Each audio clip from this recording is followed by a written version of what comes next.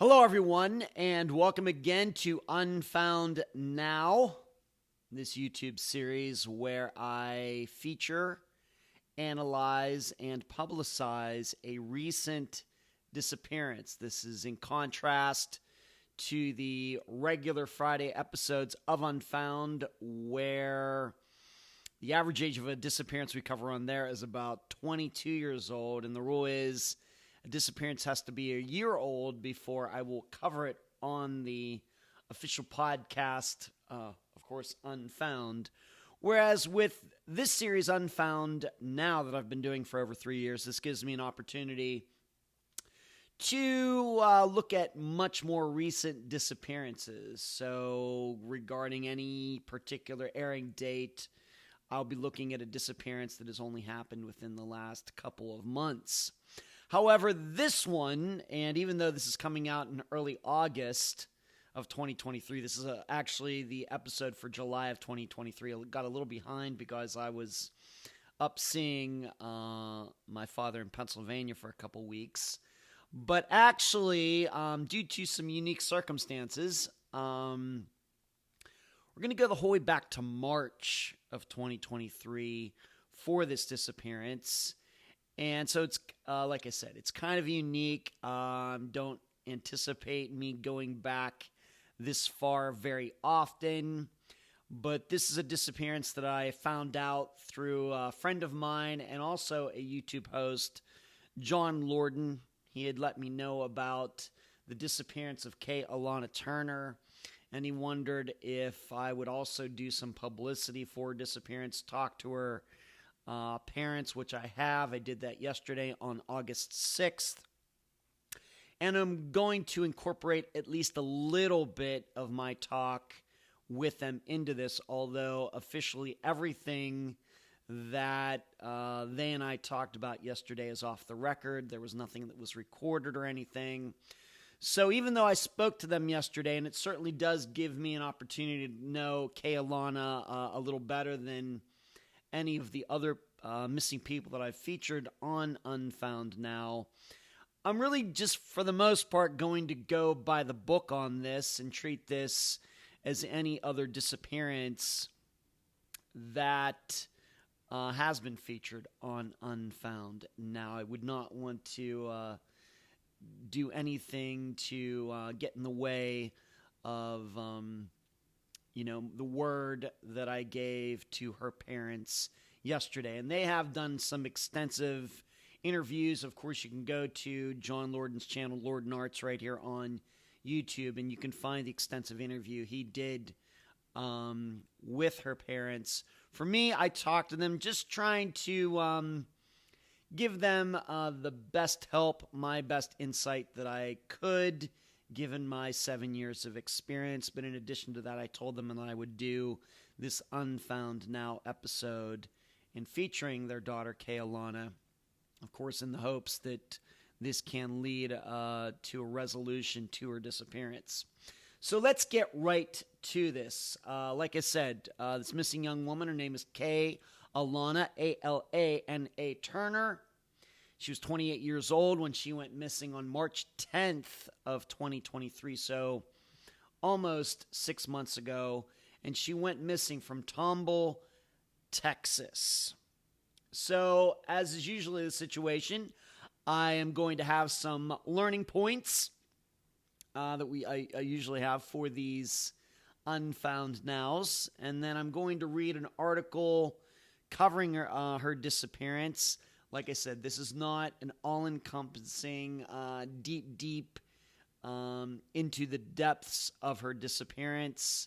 You can get that over at John's channel. My job here is to look at the public facts regarding her disappearance and see what we can learn from her disappearance. And then, of course, I will give some of my own personal insights at the end. So, what are the learning points for her disappearance? 3 lessons that I will go over after reading an article about her disappearance are: number 1, the final straw. Number 2, uncommonly common. And number 3, logic to illogic. And I will explain what those 3 titles mean, those 3 points mean, after I read an article that was written right at the time or right after Kay Alana went missing. And I'm going to do that right now. I'm not going to do a map video for this because several people have already done that. And being that this disappearance is 5 to 6 months old, I'm really not sure at this point how relevant doing a real analysis into the area would be without really getting into the depths of her disappearance, and that's really not what I do with this series. So anyway, I'm going to read this article right now, and then I will come back to those 3 learning points. 28-year-old Kay Alana Turner hasn't been seen since March 10th, 2023. Her mother, Rosa Calhoun, says Kay Alana was suffering from PTSD and having a bad reaction to prescription medication. She fell asleep in a stranger's driveway, Calhoun explained. That driveway was located on Country Hill in the Holly Creek Trails area of Tomball. Her family says she woke up as a deputy was banging on her window and eventually shattered the glass. That's when Kay Alana sped off through a backyard, crashed into a wooded area, and took off running. Her family's been searching for her ever since, and of course that continues to this day, August 7th of 2023.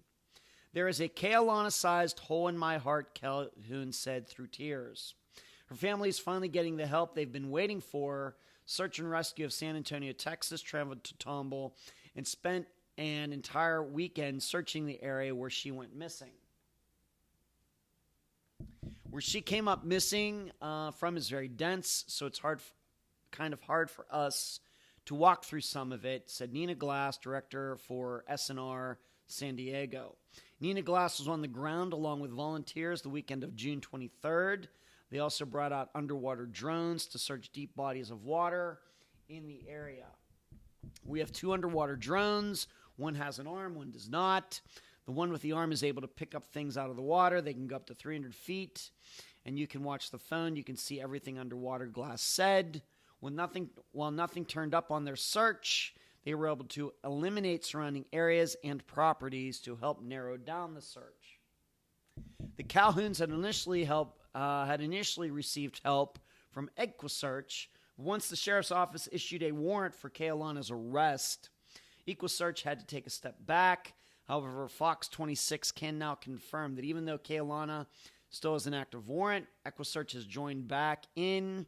On June 28th, they cleared 50 acres behind the home where her car was found. There are people who love Kay Alana that have never even met her, and they're out searching for her daily, Calhoun said. She says her family still hasn't received any help or answers from the Harris County Sheriff's Office, and that the body cam footage they've requested is yet to be released. And that continues, by the way, to this day in August. To add insult to injury, Calhoun says the storage lot holding Kay Alana's car auctioned it off without her family's knowledge. When the Calhouns tried to collect the car themselves, they were told they couldn't because it was in Kay Alana's name. We have requested the body cam footage and reached out to the Harris County Sheriff's Office to ask some questions. Why are there warrants for arrest if the family continues to claim she was in a bad mental state? And the answer from the police was the warrants are for her actions when deputies first encountered Kay Alana. She drove away from deputies and crashed through several fences of private homes. What search efforts went into finding her immediately following the crash? A perimeter search was set up by responding deputies that day of the incident, and numerous deputies canvassed the area. Texas EquuSearch was utilized for 2 days. Their search was suspended as they do not search for people with open warrants. We also utilized a private search and rescue team along with cadaver dogs and searched the properties. The next question the news asked the Harris County Sheriff's Office: has law enforcement worked with other agencies to help search the wooded area and track her down? We have utilized both Montgomery Sheriff's investigators and Montgomery County search and rescue teams. The Montgomery County Sheriff's Office were supplied with photos of Kay Alana and have received tips from the agency. These leads have all been followed up on and documented. Tomball police have also helped with distribution and follow-ups on leads. Anyone with information on the whereabouts of Kay Alana Turner should call the police or Crime Stoppers. So, of course, this is an article actually that was written just within the last month, 2 month and a half being there, talking about some actions that were taken in June of 2023. So I'm now going to go back to the points, the learning points for this particular Unfound Now. But first, I want to remind all of you to subscribe to this channel. Please give this video a thumbs up. Please, if you like the content on Unfound the podcast or here on this YouTube channel, please consider becoming a monetary supporter. Support the content by going to patreon.com/Unfound Podcast or hitting the join button below, and you'll get some things that other people do not here on this YouTube channel. I appreciate it. All right, let's go over the learning points for Kay Alana's disappearance. And they are the final straw, uncommonly common, and number 3, logic to illogic. So the first one is the final straw. As I've said for a while now, and a lot of the things, as maybe you know by now if you've been watching this series, or hopefully you are a listener of the podcast, over the last 7 years I've come up with a lot of sayings or theories, way to think about disappearances that, to my knowledge, have never been created before. Of course, when you do this all the time, I think this kind of stuff is going to happen, where you start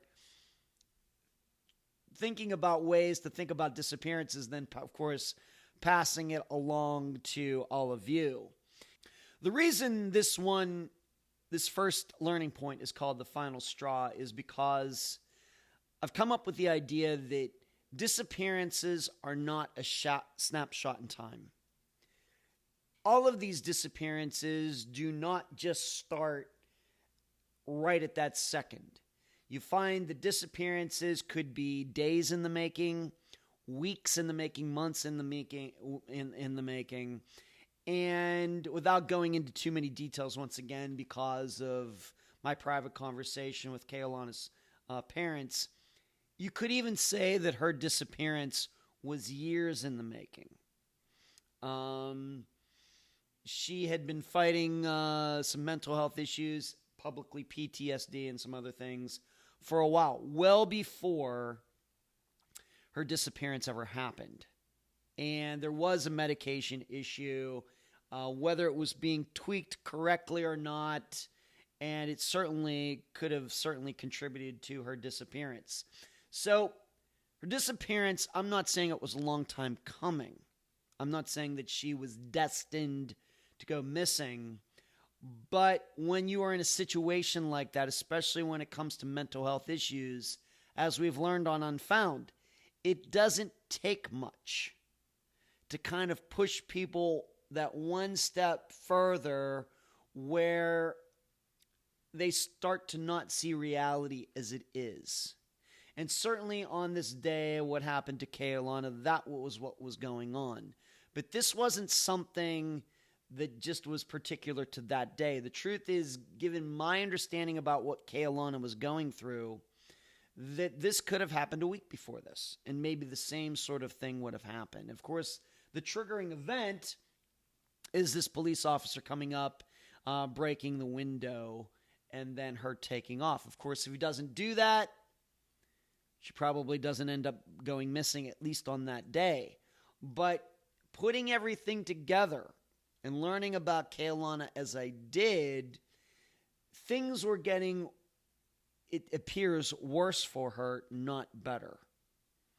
And she was slowly creeping into that area with people who were struggling with mental health issues, where they become over that 50% chance of going missing, and that's why this is called the final straw. There was that one step further, of course, figurative step, not literal step, but figurative step further that then caused her disappearance. It's a lot of things that were mounting, years, months, days, medication, other things that led up to this. She was slowly going from a 10% chance of going missing to a 20, to a 30, to a 40, went over that 50% barrier, and then all it takes is some sort of triggering mechanism. And the triggering mechanism for her, like I said, as from the article, is that this police officer came along and broke the window on her car. And you should know, though, this is not particular to just disappearances where mental health issues are prominent. This could be for drugs, relationships, anything, money issues, anything. All of the disappearances that we cover on Unfound, I think that you can state that they are at least a day or two in the making. Even a disappearance probably like Jason Jolkowski. You know, I have my own theory of what happened to him. And certainly would have been days, weeks, if not months in the making. Even something as unique as his disappearance. Of course, with relationships, a woman is in a bad relationship. There's domestic violence going on for a while, then she goes missing. Well, the disappearance didn't start on the day that she went missing. It kind of started when the relationship became abusive. That's the way we have to look at these things. And even recently, we covered the disappearance of Paige Rankowski. I'm convinced that her disappearance happened because she was a little too nice and trusting. And that would have been something that was in her makeup probably for many, many, many, many years. And so that was in her, and all it took was the right combination of other facts to come along to merge with her attitude maybe towards strangers and wanting to help people. And that's what caused her to go missing, 30 years ago now. So, especially with Kay Alana, there were all sorts of red flags regarding her. And they were building up one by one. So when you think about Kay Alana's disappearance, this is not a snapshot in time. You should think about disappearances more like a video. Things happening, plot points, things happening. The plot is progressing until you get, to the climax of the movie. And, the reason the movie exists is for that one particular moment. This is the way you should look at disappearances as well. All these things piling up.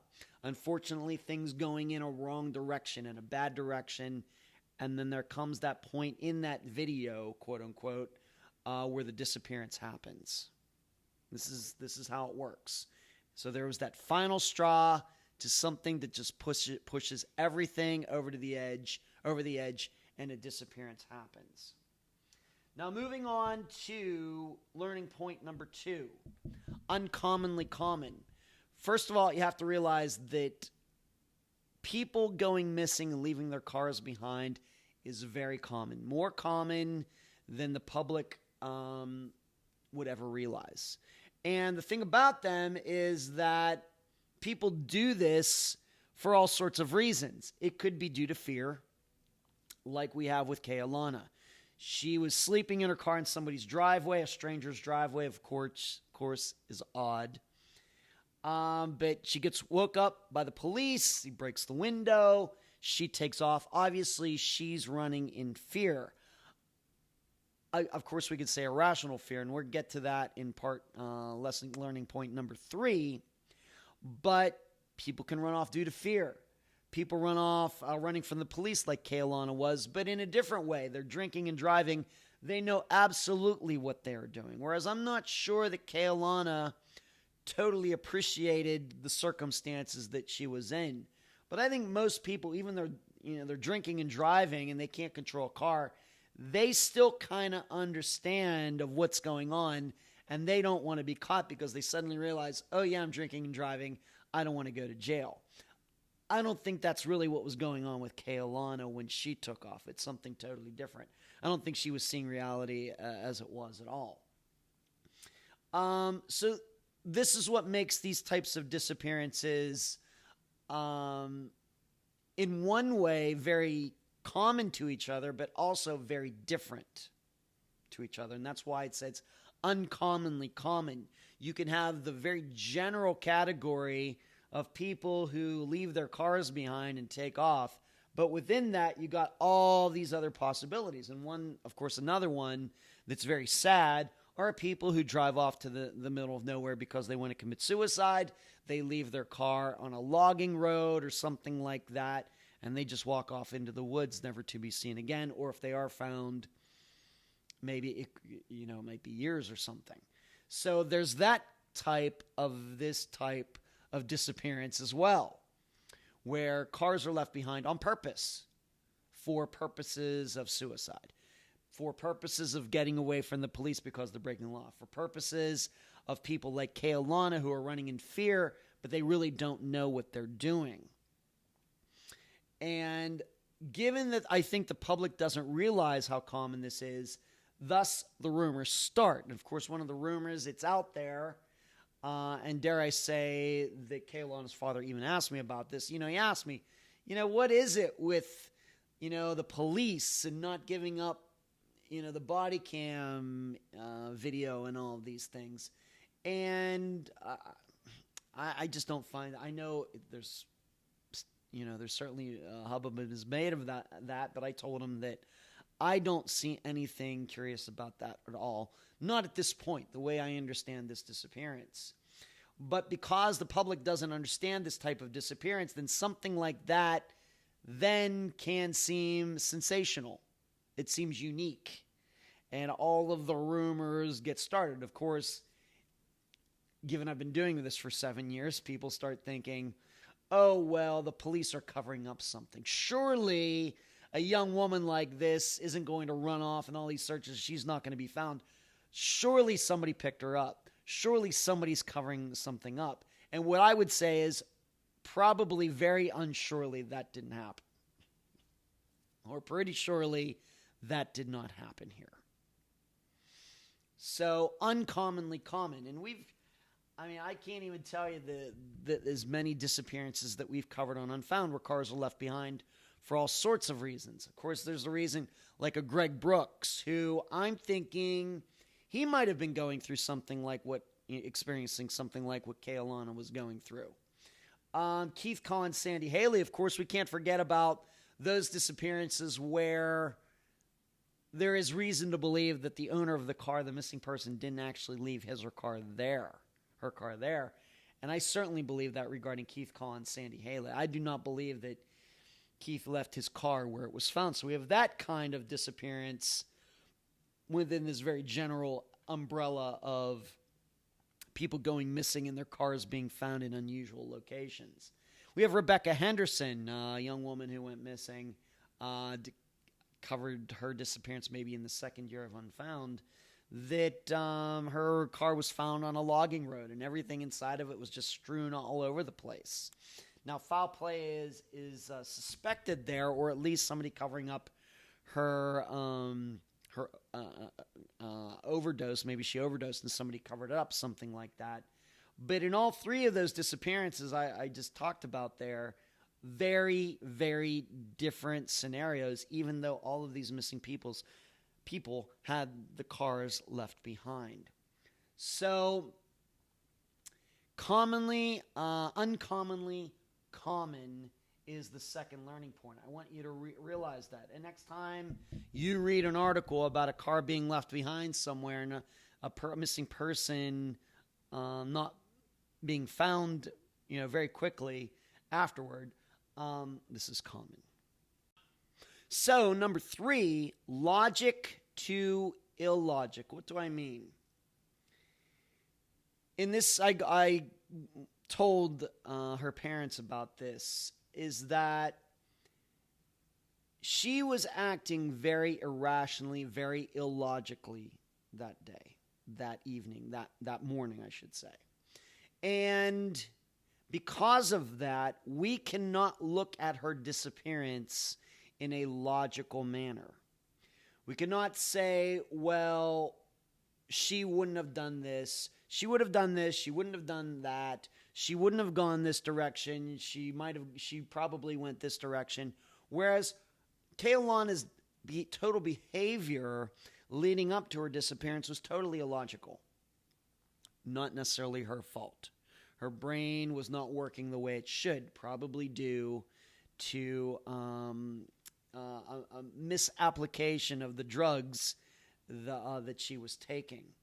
So when it comes to trying to figure out what happened to her, we cannot use logic. And I know this is very difficult because our minds want to work in very logical ways. We have to throw that out the window. This is different, for example, than trying to track down a prisoner who has escaped a jail. They're going to act in a very logical manner. They're going to take the quickest way to get out of the area. They're going to do this, they're going to do that, and that's why a lot of them get caught. Their actions can be predicted. In a situation with Kay Alana, her actions were totally unpredictable. In fact, they were unpredictable well before she ever went missing. So when it comes to searching and thinking about why she is still missing, anything has to be on the table regarding her particular decisions. So where she would go and where she wouldn't try to go. And you've probably heard this pop up before. Well, this missing person, she wouldn't have run into these woods. It's too thick. Well, if she is sane, if she's not drunk, if she's not high, if she's not having any mental issues or things like that, then yes, that comment makes sense. But when you have a woman like Kay Alana, it very well may be she didn't know what she was doing. We have to realize that she was acting irrationally, and in fact, to the point that when the cop came up and busted her window on her car, when she saw the police officer, she may not have seen a police officer. For all we know, she saw the devil. We just don't know.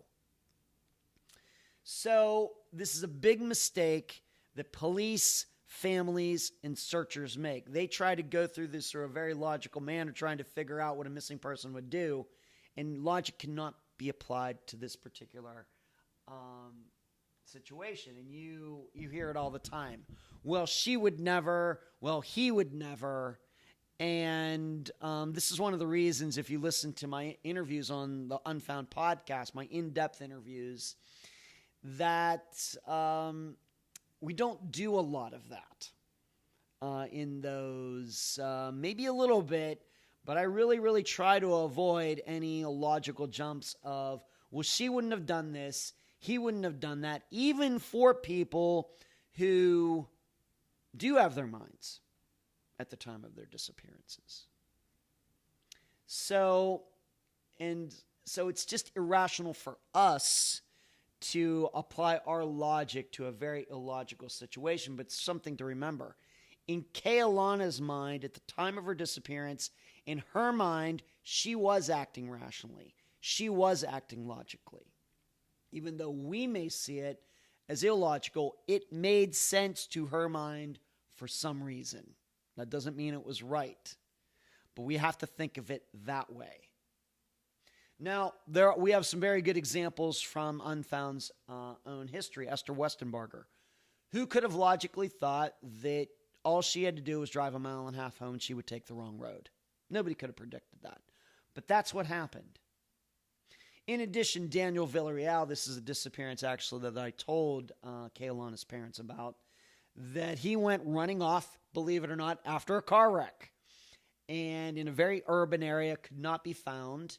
And then if you follow Unfound, my update episodes that I do, you know that he was found in somebody's outhouse in their backyard that had been locked. And had the woman who owned the property not decided to, you know what, I think I want to do something with this building and kind of redo my backyard, or did she have a casita or a little house in the back? I don't know, but she called her son in. Can you look at this? He goes back there. The door is locked. He rips the door down or takes it off its hinges, and there's Daniel Villarreal inside this little outhouse type of building. Who could have predicted that? Nobody. What are the odds that he would find the one building in the area that wasn't being used and would not be, opened, for at least a couple years after his disappearance? Nobody can predict that. But that's what happened. And I think he either had an injury or died from the elements. Being in the Phoenix area, it's so hot. Did he die of dehydration? I to this day, I really don't know. But this just shows you that what happens when you get too caught up applying logic to disappearances, that things will slip by. So for Kay Alana's, think anything and anything regarding, once again, her behavior. I'm not talking about other people's behavior. I'm talking about her behavior. You have to be open to the idea that almost anything is possible. All right, some of my insights. There's no reason to believe that Kay Alana is deceased. We've covered 2 disappearances this year where young men, disappeared. They kind of, I guess you could say, ran off or walked off. I thought they were dead. They were not. Brandon Roberts, Alan Glasgow are alive. They were alive, even though they had been missing for a couple years. Now, why they went missing and everything, 2 totally different reasons, but they were found alive. So there's every reason to be hopeful that Kay Alana is alive somewhere. Now, what kind of situation she is in, where she is living or anything, I can't predict that. But there are reasons to believe, as bad a situation that she was in that day, that there should be hope that she is still alive somewhere, even though, once again, logically, it wouldn't seem to make a lot of sense. As far as the police officer goes, certainly hindsight 2020, he shouldn't have done that. But what I also am thinking is that given the circumstances, given that police officer's experience with coming up to people who are locking the doors of their car, who are parked in somebody's driveway or parked on some kind of private property, and the person isn't opening the doors or whatever else, I'm guessing this is the way this police officer has acted in the past. And I'm going to guess probably this is proper procedure. If somebody is not going along with an officer's orders, open the door, roll down the window, or whatever else on private property, I mean, what are they going to do? Just stand around and wait there all day till the person gets out of the car all by herself? So my guess is this was proper procedure. Even though, in retrospect, it didn't seem like the right thing to do. And I'm guessing, had the police officer known the kind of person that Kay Alana was and what she was going through at that point, I'm guessing there would have been a different resolution to this, where she doesn't drive off, where she doesn't try to avoid police, and that she doesn't go missing. But in the moment, how is a police officer supposed to figure all that out? I would say it's virtually impossible. So I understand why people are criticizing, but I think you have to be in that police officer's shoes to know that probably this is the way a lot of these kind of situations have been resolved in the past. And those people didn't run off and they didn't speed off and everything else. They were taken into custody and these people got the help that they needed. Or maybe they were criminals too and got sent to jail. We just don't know. But hindsight 2020, we can't do that. So I personally am giving the police officer a break on this. I don't think he could have ever predicted that by breaking the window she would drive off and go missing. Totally could not have predicted that. Regarding the police a little bit more, as I've already talked about, the badge cam stuff, won't release it. To me, this is a distraction. Police don't have to release anything they don't want to release. That's the way it is. I could do a FOIA. I could request information on a disappearance that's 30 years old that I know there's no investigation going on it at all. And I'd be willing to pay like $100, $150 to get all the paperwork. The police don't have to give me anything if they don't want to. So in this particular situation, I don't find this, I wish it was different, but just because the police are withholding information and want to charge her with evading arrest and all of that, this is not unusual, not in my world. Police not giving the families or myself information is par for the course. Or I should say, all the information I got for the disappearance of Jennifer Perry from Monroe County back in 1993. I mean, got a FOIA that was like this thick. That is the huge exception. What is much more common is what is going on with Kay Alana's investigation, where the police are just tight-lipped. We don't have to give you anything. We don't have to tell you anything, and that's just the way it is. So what I would also say about Kay Alana's disappearance is that given her, even though I've said, anything is possible, given her, the way she was acting, given that she was in a fight or flight mode, I would say it's highly unlikely that she would have gotten into a car with anybody voluntarily. All right, so she's like running along the street just minutes after avoiding police, and a car comes by and she waves it down. She gets in the car. I highly, highly doubt it, unless some point in those minutes through all that adrenaline, she had a moment of clarity. Then I think that would be possible. She wants to get away. She knew she was doing something wrong. Everything kind of comes into focus for her, and she goes, yeah, I got to get out of here. And I'll just flag down the next car that comes along. Somebody picks her up, takes her away. And, of course, the question is, where is this person who picked her up? Could it have been a killer? Once again, the odds of that happening are so low. Now, could she have been abducted? She's kind of tried to flee, and somebody comes along and abducts her. There's nothing ruling that out. But we also have to start thinking, because we have to think of in the mind of a predator, and predators act very logically in contrast to how Kay Alana was acting. Logically, a predator would probably not go after somebody like Kay Alana, who would have been acting the way she was, like pulling up and trying to convince her to get in the car. And if she's still in this mental state of not seeing reality for what it is, I think a predator is going to see that and said, this probably is going to be too much work. So I guess what I'm saying is that I sincerely hope that she is still alive. Of course, there's every reason to believe that she is alive. But if she is alive, she got out of the area all by herself, and she is somewhere. She did not take a car or anything like that. Nobody picked her up or anything like that. That's just my insight. But you also know, in situations like this, you should know when these types of disappearances happen and the person isn't alive, most of the time the missing person who is now deceased is found like just within a mile of their vehicle. It's very, very close. So we have to keep that in mind as well.